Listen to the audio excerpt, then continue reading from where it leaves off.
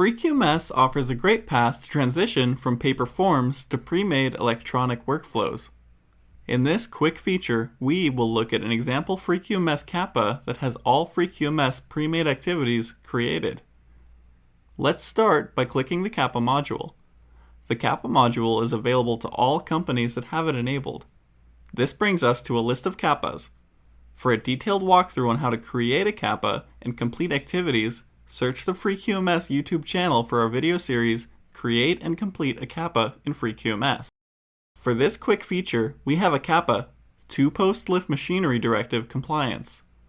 This is a kappa created by an equipment manufacturer that sells automotive lifts in Europe. Let's click it now. Creating kappas like this requires no setup. Every instance of FreeQMS is pre-made with every field you see here. Your company can get rid of paper forms and go electronic immediately. Let's look at the kappa briefly. The title here is 2-post lift machinery directive compliance. The coordinator is whoever logged in as the master user. The kappa status is open. Due date is a week from today.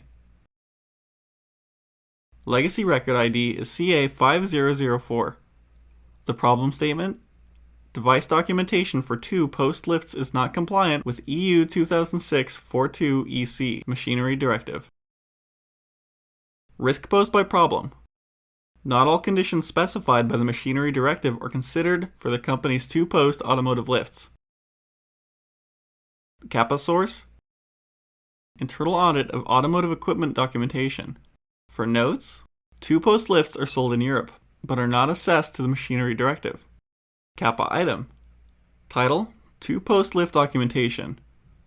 Requirement, 2006-42 EC machinery directive. This kappa is ready to go. Stay tuned for the next video on kappa for a quick look at the different types of activities available.